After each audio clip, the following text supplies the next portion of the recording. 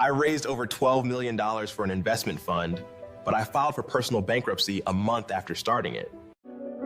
This is Pocket Watching with JT. Hey, Pocket Watchers, welcome to Pocket Watching with JT. I am certified financial planner Jayson Thornton. That means I am a real financial advisor. I'm not one of these fake gurus playing one on the internet. No. See, I do this in real life. At my firm, I specialize in tax and wealth planning for my clients. But on YouTube, I get to react to financial failures of your favorite celebrities, athletes, entertainers, and influencers. Why? Because we get to observe the failures of others so we can learn the lesson without having to go through the trouble. See, that's the very definition of pocket watching. We observe other people make money mistakes so that we can do better in our own lives. So let's get straight into it, people. I think we all know why we're here. We have another edition of the Bankruptcy Breakdown. Yes. Another edition of the Bankruptcy Breakdown. Why? Why are we here? I think we all know why we're here. We're here because you guys asked for this. You didn't simply ask for this, you were begging for this. And here we are. I guess we got to do it. Now, as some of you are aware, I have covered this particular individual more than once. Yes. See, I've had to deal with the shenanigans of Mr. Jay Morrison on several occasions. Why? Well, it's because he constantly pops up for whatever reason as a great tool to learn.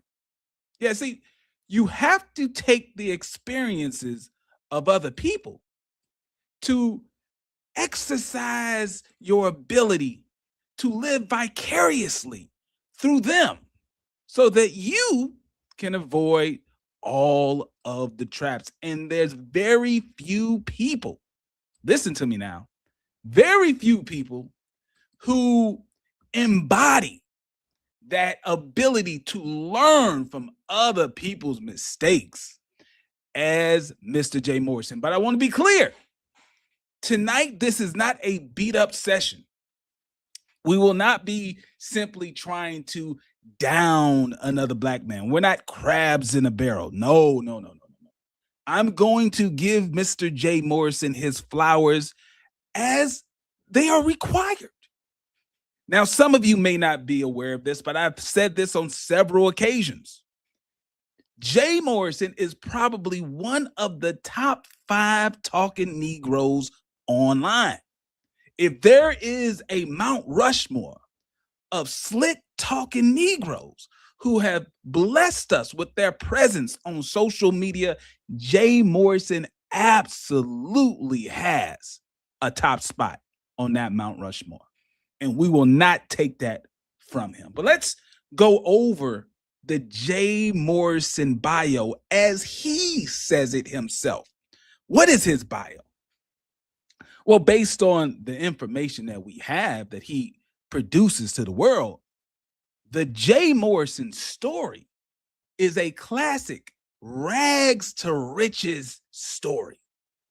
The stories of a young black man who grew up mostly without a father in the streets of New Jersey, I believe. Tough streets of New Jersey. The streets were so tough in New Jersey that Jay Morrison had to claw his way to the top of the drug trade in New Jersey. Such a kingpin that Jay Morrison apparently was, that he even eventually met up with his father again. Now remember, in the origin story, Jay Morrison was abandoned by his father, grew up under the guidance of a single black mother, had to fight for survival in the hard streets of New Jersey became a kingpin. And then when he reunited with his own father as this kingpin in the streets of New Jersey, what did he do? Did he set his father up with like a penthouse somewhere or a nice little apartment? No. Based on the story that Jay Morrison tells, he sold his own father crack cocaine. Man, what a story.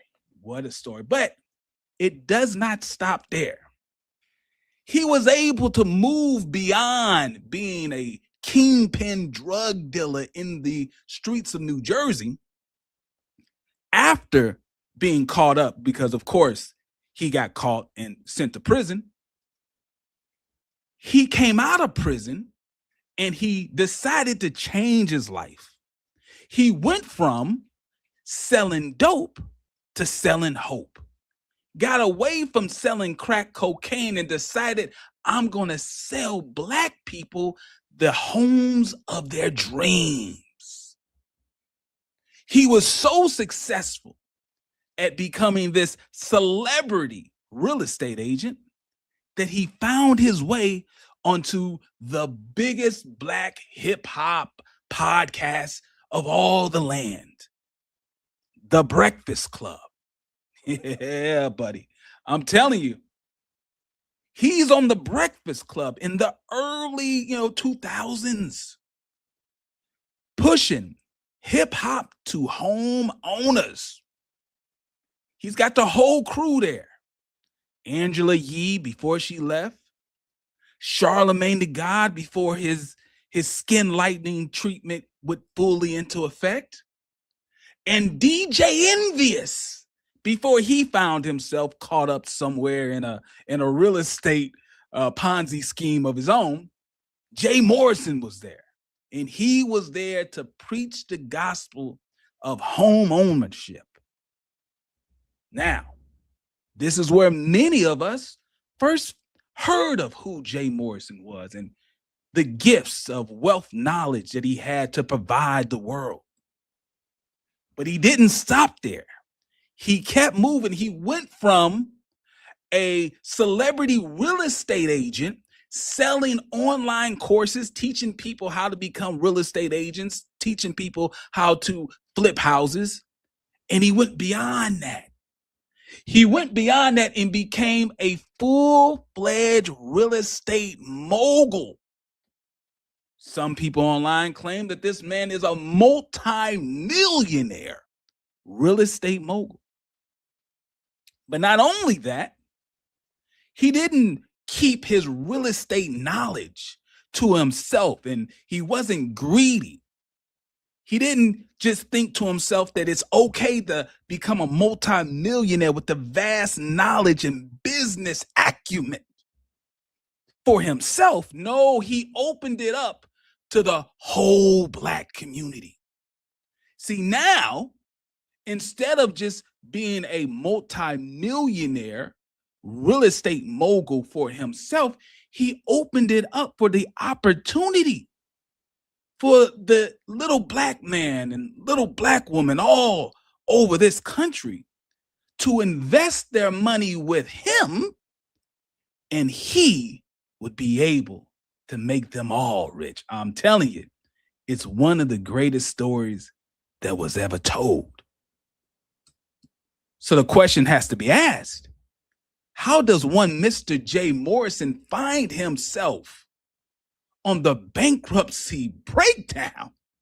He's on Pocket Watching with JT. How could that happen? Well, there's two reasons why Mr. Jay Morrison is the topic of tonight's show. And that is because of what you see on the screen right now. What you see on the screen is a copy of the actual bankruptcy filing that one Jermaine D. Morrison filed. He filed this on August the 29th, 2016. I want you to pay attention to dates because dates are very important in this bankruptcy breakdown. He filed this bankruptcy in the District of New Jersey. Now, The reason why that's so important is because I personally believe, based on my institutional knowledge and understanding the finance and accounting, that a lot of the trouble that Mr. Jay Morrison found himself when it comes to this Tulsa Real Estate Fund could have been seen, could have been forewarned based on this bankruptcy. That's why the bankruptcy breakdown is so important. Lessons could have been learned if only the people would have listened. So let's take a look at this. In 2016, Mr. Jay Morrison found himself filing for personal bankruptcy, while at the same time he's building a public brand as a wealthy real estate mogul, soliciting millions of dollars for his real estate fund. What type of bankruptcy did he file? Well, he filed Chapter 7 bankruptcy. And for those of you who are uninitiated, those of you who are unaware, Chapter 7 bankruptcy is not the type of bankruptcy that big-time moguls file. So you're thinking of Chapter 11 for businesses, reorganization of debt, just trying to make sure that you have all your ducks lined up in the right row. No, see, this is Chapter 7 personal bankruptcy. This is the fresh start bankruptcy. This is where you basically tell the government, listen, I've got way too much debt that I'll ever be able to pay. This debt is crushing me. I'm unable to live a free life because I've got way too much debt and I make way too little money. And if you're able to prove to the court that, yes, indeed, you have way too much debt and you make way too little money, then the court will grant you your freedom from this debt and you can walk away with the fresh start. This is Chapter 7 bankruptcy in 2016. But there was a problem with this bankruptcy. Right before the judge was going to approve this bankruptcy and grant Mr. Jay Morrison the financial freedom that he was begging for, somebody else stepped into the court. There was a filing from people who Jay Morrison owed money to. They were old business partners. And when they made their filing in the bankruptcy court, they told the judge, hold on, wait a minute. You're moving far too fast. You cannot grant Mr. Morrison the financial freedom from all the debts that he has just yet because he owes us money. And we do not believe he can legally file bankruptcy on the money he owes us. So the question is, what money did Mr. Jermaine D. Morrison owe his former business partners? What was the claims that these former business partners were making on the name of J. Mr. Real Estate Morrison? What were they saying? Couldn't be anything of any merit. This is J. Real Estate Morrison, the man who was on The Breakfast Club, the man who was on TV selling homes in New York. How could you say that he owes you money for some nefarious reasons? Well, based on the court record, it said a lot of things were happening between 2005 and 2009. The ex-business partners said that they entered into a partnership in 2005. This partnership was supposed to sell a home in Bridgewater, New Jersey. The deal was that the partners would provide about $200,000 through a home equity loan. This would be able to demolish the old home on the property, and they would build this new home that Mr. Jay Morrison would then turn around and sell for a hefty profit, because Mr. Jay Morrison said that he was a real estate consultant and he had the ability to get them top dollar for the home. But what happened? Well, apparently his ex-business partners claimed that Mr. Jay Morrison, he was double dipping.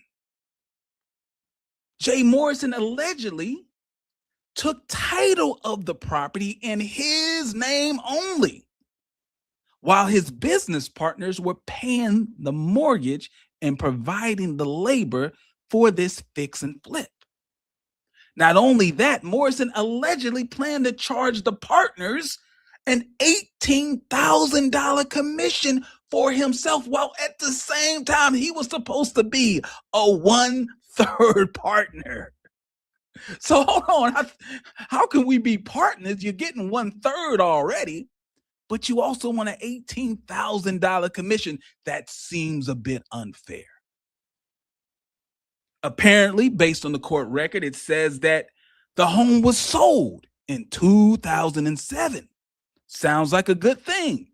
He sold the home just as he claimed that he would. But here's the problem. According to the business partners, they were unaware that the home was sold.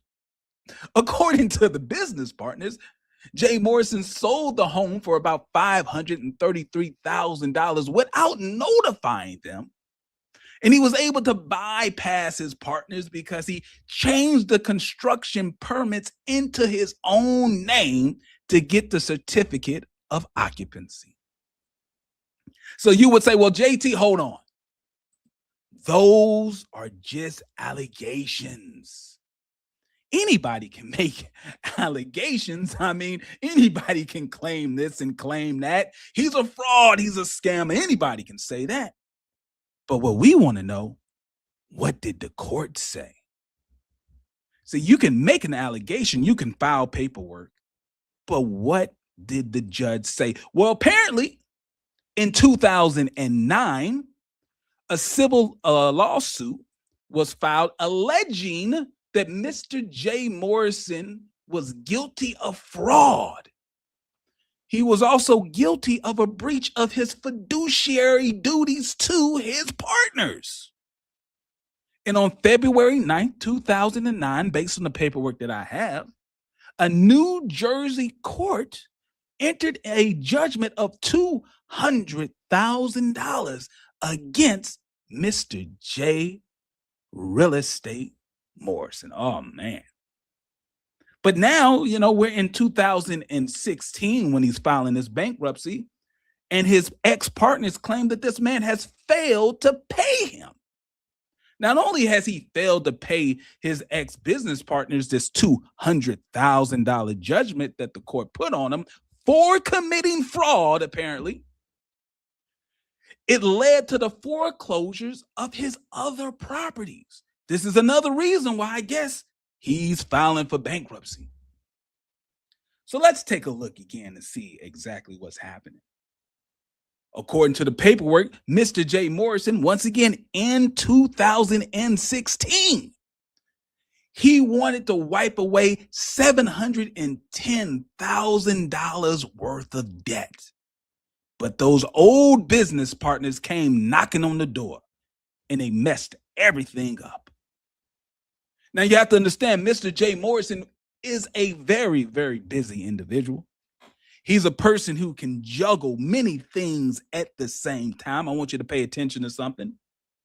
As you can see, Mr. Jay Morrison, 1 month, let me say that again, 1 month before filing for bankruptcy in New Jersey, he starts this new company called Tulsa Management Group, LLC. He started it on July 20th, 2016. Very, very busy individual. You got to understand, filing for bankruptcy does not slow down a business genius like Jay Morrison. He could do a lot of things at the same time. But once again, we have a bankruptcy August the 29th, 2016. And he starts this business, Tulsa Management Group, LLC, 1 month before in July.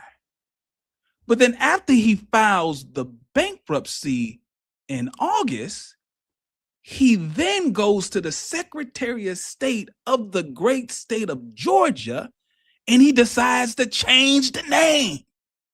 It is no longer called Tulsa Management Group, LLC. No.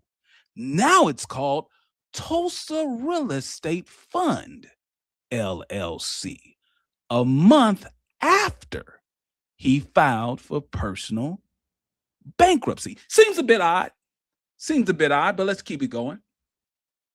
Let's take a look at this bankruptcy and see what type of income was he making during this time. Mr. Jay Morrison claims that his monthly income was $2,000. That's it. $2,000. Now, $2,000 does not sound bad if you make that a week. Maybe $2,000 doesn't sound bad if you make it a paycheck. But $2,000 for the whole month seems a bit low. $2,000 is $500 a week. How can you be a multimillionaire making $2,000 a month? He was the manager of Morrison Holdings, LLC at the time. Let's take a look at his expenses. He claims his expenses were $2,215 a month. He had $500 a month rent. Let me say that again. $500 a month rent. He had $600 on food and housekeeping and stuff like that, and another $500 on alimony and child support. So if we do our math correctly, that means the man was underwater by $215 every month. Every month he's in the red by $215. This does not sound like the multi-millionaire real estate mogul that he was presenting himself. Now it's time for us to take a look at the assets. Now, once again, all of this is based on the bankruptcy filing that he put in New Jersey courts. And understand that when you file a bankruptcy, when you file really anything with a court, you are swearing that it is true. So we have to believe these numbers. And he claims that in 2016, a month after he starts the Tulsa Real Estate Fund, he owned no real estate. He put absolutely zero down for the real estate that he owned during that time. What about his other property? Well, his other property was less than $5,000. I mean, that's his total, $5,000. You got, about $3,000 worth of household goods. He's had $1,000 in jewelry. He had $40 in his pocket. This is what the man claims. I couldn't make this up if I wanted to. The man claimed he had $40 to his name in 2016, a month after starting the Tulsa Real Estate Fund. All right, let me address the elephant in the room. Let me kind of talk about something real quick. See, I know that there are some big-headed scientists out there somewhere on the internet. You're watching this live stream, or maybe you're watching the replay, and you're saying to yourself, JT, I thought you were supposed to be the financial advisor. I thought you were supposed to be the one that was smart with money. Don't you understand the rules of the rich? See, the rules of the rich goes like this. You're supposed to control everything, but own nothing. Let me say that again. because I know I've heard this a lot of times on TikTok and Instagram. The rules of the rich is that you're supposed to control everything, but own nothing. See, Jay Morrison is playing chess while everybody else is playing checkers. It's not that Jay Morrison is broke like the bankruptcy says. It's only that Jay Morrison is so smart. He's so sophisticated of a businessman. He's hid all of his wealth in the different companies and maybe even a family trust. And you just don't understand how the rich folks do it, JT. I know some of you out there are thinking that, so I've already prepared my notes to answer that question. See, the problem is I did not receive my college degree from TikTok or Twitter or Instagram, not even from YouTube University. I actually had to study finance in college. I've actually had to study and learn and be examined on how bankruptcies actually work. So let me help some of you big-headed scientists who think that Jay Morrison is so rich, but he just hid his wealth from the bankruptcy court. Here's the problem. When you file for bankruptcy, the law requires that you list all businesses, their names, trade names, employer identification numbers used in the last 8 years. See, Jay Morrison, he claimed on page 2 of his 2016 petition, he checked the box swearing, I have not used any business names or EINs. Now we're going to point to this. We're going to come back to this. Just wait. See, if he tries to say that he was rich in these companies, but he was only poor on paper, this would mean that he committed perjury. So is that the trick to being rich? The lie to commit fraud? Hold on. See, also in a bankruptcy, you have to also report the equity that you have in stock or LLC interests. Now, his ex-business partners did call him out for not listing the LLCs that he owned. They presented to the court. They said, hold on. He has more than just Morrison Holding LLC. He has Jay Morrison Academy LLC. He has Jay Morrison Real Estate Partners LLC. He has these things. Notice he did not list the Tulsa Real Estate Fund, but we'll get to that. Here's the other problem. You may think you can simply hide your money in a trust, saving yourself from having to deal with that in bankruptcy, but you would be incorrect. See, in the bankruptcy forms, it specifically asks for any trust, equitable, or future interest in property and the rights or powers to exercise for your benefit. See, the problem is he was required to list the name of the trust and the value of the assets in the trust on page 13, Schedule A/B. And Jay Morrison marked, no, I have no trust. I have no power over a trust, being like a trustee, and I'm not the beneficiary of a trust. If he was lying, then once again, he committed bankruptcy fraud, which holds the penalty of 20 years in prison. Well, all right. Well, some of you may say, well, JT, what if he simply put the assets in a trust where he's not the trustee? Maybe he named his baby mama as a trustee, his brother as a trustee, and maybe he didn't name himself as a beneficiary. He named his kids as the beneficiary. That way he doesn't have to include it. Okay. Well, if that's the case, the problem here is The federal law is already designed to catch people who try to hide their wealth in a trust, even if they don't name themselves as the trustee, even if they do not name themselves as the beneficiary. See, there is a 10-year self-settled trust rule where you have to let us know within the last 10 years, did you put any assets into a trust? Jay Morrison answered that question, no. So I think we can stop pretending that Jay Morrison is extremely wealthy. He just hid it from the bankruptcy court. So we can stop pretending that for a second.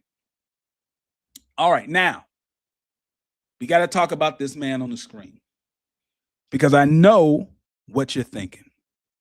You're saying, JT, if it was this obvious that Jay Morrison did not have the financial management skills or a past of ethical standards to manage a fund dedicated for the betterment of Black people, how could this man on the screen, Dr. Boyce Watkins, a man who holds a PhD in finance, how could he give it his stamp of approval?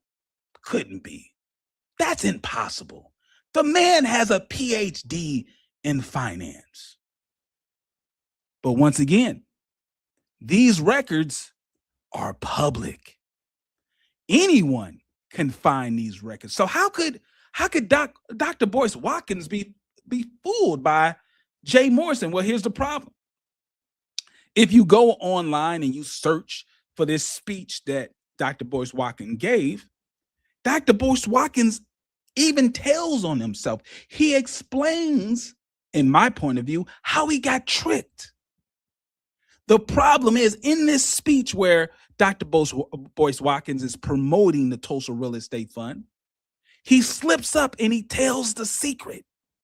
He lets everybody know that, see, Jay Morrison, when he called him on the phone, Jay Morrison called him king. And Dr. Boyce Watkins loved that. See, when he called him king, he was probably expecting that Jay Morrison would greet him with a simple, my brother. You know, come on, my brother. See, my brother, you know, my brother is strong, but not strong enough to fool a finance PhD. A finance PhD could not be tricked by a man simply saying, my brother. But damn it, when he said king, all bets were off. When he called Dr. Boyce Watkins king, that finance PhD must have been thrown out the window. Because Dr. Boyce Watkins, in the very speech you see on the screen right now, he claims to the audience that he asked Jay Morrison some very tough questions. And he has his PhD in finance, so you know his questions were very tough.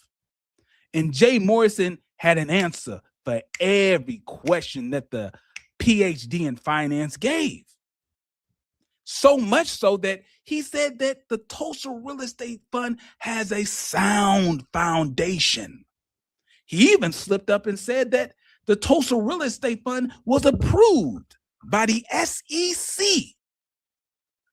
Now it's time for me to be just a little bit petty, but let me explain why that statement coming out of the mouth of a man who says he has a PhD in finance is absolute gibberish. The problem here is, when you're actually a financial advisor, you learn on almost day one that you can never say to a client or to really anybody that an investment was approved by the SEC. The reason why you can't say an investment was approved by the SEC is because the SEC is not in the business of approving any type of investment.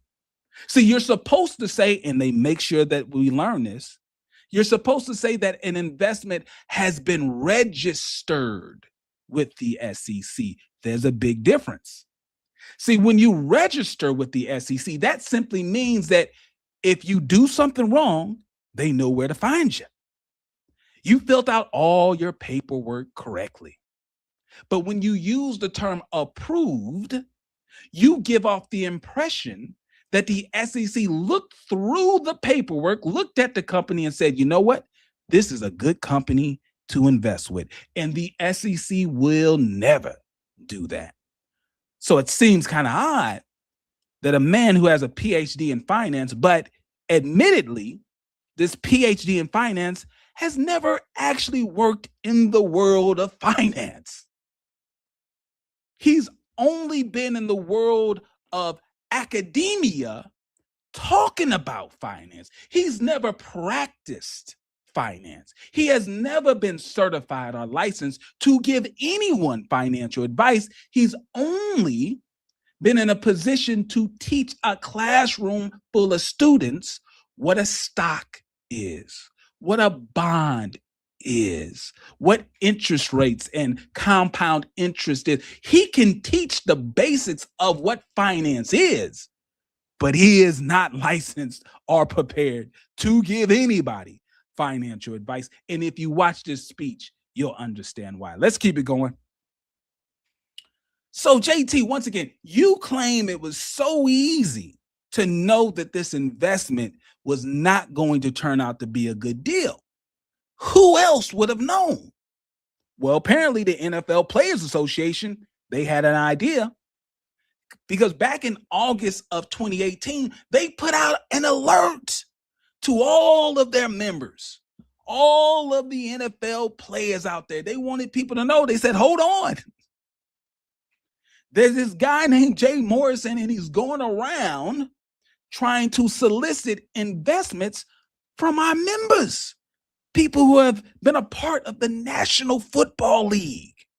And they said, hey, beware. We've got some warnings for you. And I'm pretty sure that almost nobody in the NFL Players Association has a PhD in finance, but they were smart enough to see something seemed a bit odd about this fund, and something seemed a bit odd about this fund manager. They say point number one, item number one, Mr. Morrison's criminal record. Mr. Morrison's full name, Jermaine Dyshawn Morrison. They spelled his full middle name out. You know they mean business when they didn't just simply say Jermaine D. Morrison, because there could be another Jermaine D. Morrison.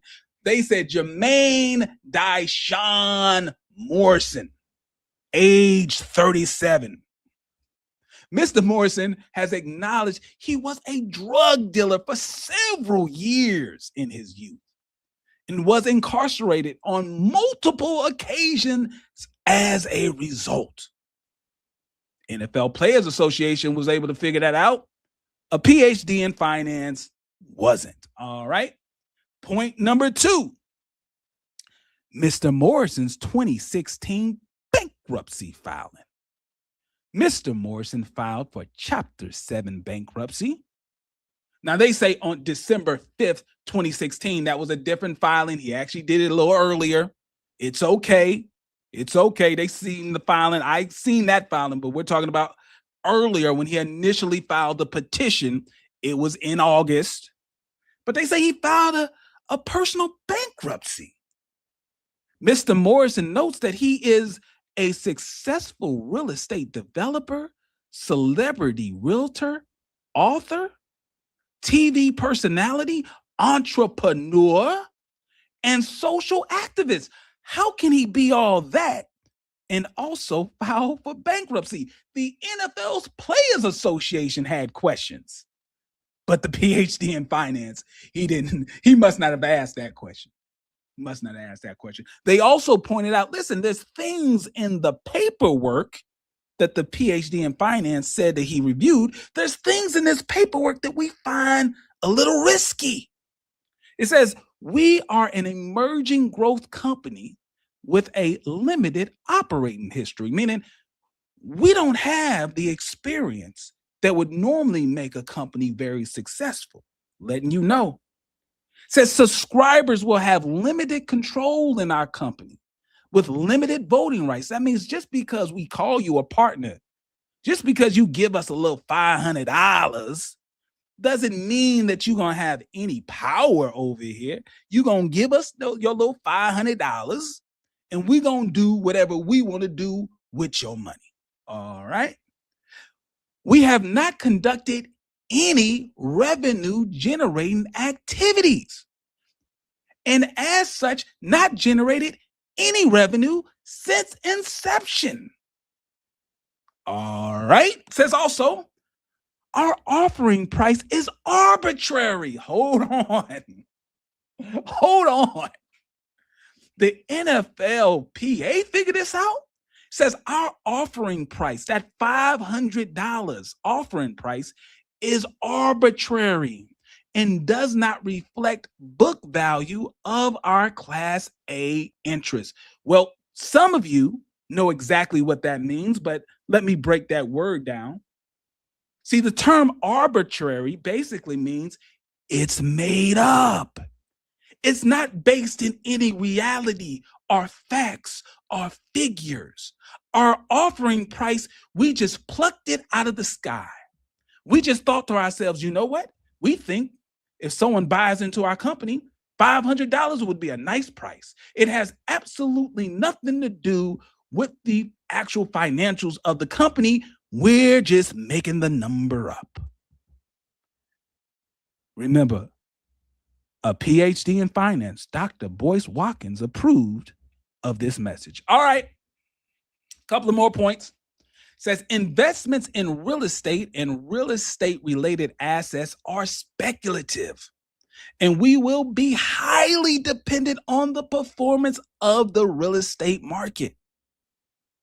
Our independent auditors have expressed substantial doubt about our ability as a going concern. Now, this is an accounting term.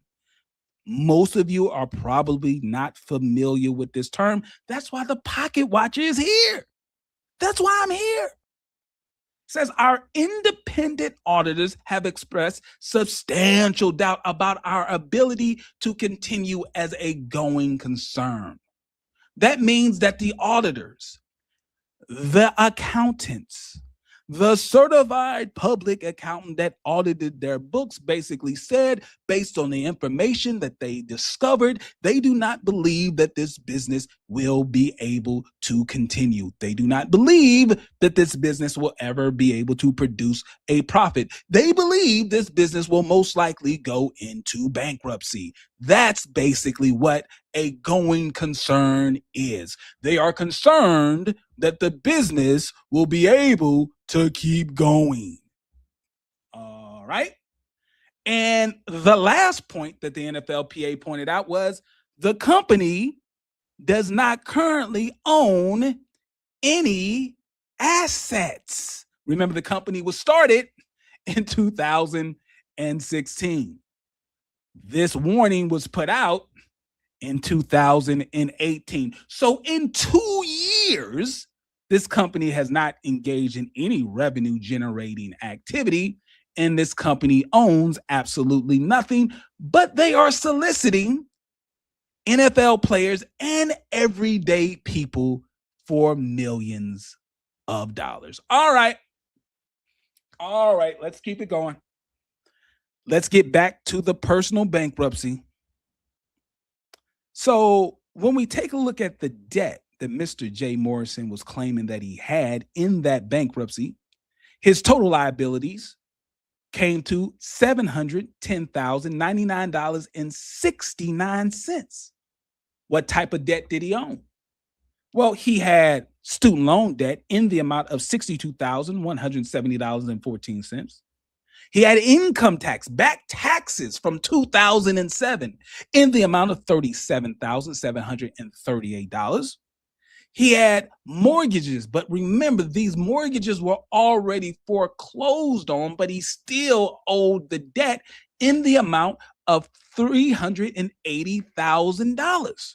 So he still owes the money for the mortgages, even though he no longer has the property. Because remember, he had zero real estate at the time of the filing of this bankruptcy. Lastly, there is the legal judgment, the $200,000 breach of contract fraud lawsuit that his business partners had to notify the court what was going on. So, all right, what ultimately happened with this bankruptcy? Well, as you can see, August 29th, 2016, he filed the Chapter 7 bankruptcy in the great state of New Jersey. He swears that he has $0 in real estate, neither personally nor in any businesses that he had control of. And his assets only totaled $4,740. Remember, the $40 was the cash that he had in his pocket. Then in November 28th, his ex-business partners came in and said, court, you cannot approve this bankruptcy just yet. The man owes us $200,000 for committing fraud. So on March 7th of 2017, the judge said, you know what? I think you're right. You cannot commit fraud, get a judgment on you, and then run to the bankruptcy to get rid of the fraud based on the paperwork. So what did Jay Morrison do? February 13th, 2019, he enters into a settlement deal with his ex-business partners, agreeing that the $200,000 will not be discharged in the bankruptcy. And then the judge approved the bankruptcy. So why are we here? It's because Jay Morrison publicly claimed and branded himself as a millionaire real estate mogul who founded an empire. He made claims that he had a lifestyle of generational wealth. But the reality was, he was a man that was making $24,000 a year in 2016. He reported that he had $40 in his pocket. His total assets was less than $5,000, and his debt was over $700,000. All right. So let's run the numbers real quick. If Jay Morrison actually followed basic financial planning principles, if he was 10% of the businessman that he had claimed to be, he would simply apply a 50-30-20 rule budget to his income. And if that's the case, a 50-30-20 budget, 50% of your income goes to your needs, 30% of your income goes to your wants, leaving you 20% for saving and investing. If he was able to do that, he would have been okay. But the problem is, even with his $2,000 a month income, he was spending far too much. For him to be able to cover his basic lifestyle, he should have been making almost double. He should have been making $4,430 a month. He should have been making a $53,160 annual income. If he was doing that, he would never have to file for personal bankruptcy. But that's the average life that Jay Morrison couldn't even afford. What about the life he claimed that he had? How much money should he have been making to support the claims of generational wealth? Well, to support the type of claims of generational wealth that a man like Jay Real Estate Morrison claimed that he had, he should have been making almost over $80,000 a month. See, with that type of lifestyle, he could have spent $41,000 on his needs a month, $25,000 on his wants a month, and he could have been saving over $16,000 a month. That's the lifestyle he projected, but it wasn't the lifestyle that he had. The problem is, he needed help from a nerd like me. Even though he may not like the Pocket Watcher, I'm still going to give him some advice. He needs to go to my website, go to pocketwatcher.net, learn about the 7 Pocket Watcher money rules, and you would be financially successful no matter how much money you make. Are you looking for real financial advice? Thornton Financial is here to help. Certified financial planner Jayson Thornton specializes in tax and wealth planning. Are you living paycheck to paycheck with no retirement plan? Do you need help with the IRS? Book your free consultation with Thornton Financial today. Budgeting, savings, debt management, and retirement. Even tax debt settlements. Get the advice you need to live your best life. Book your free consultation appointment today. Go to www.thornton-financial.com.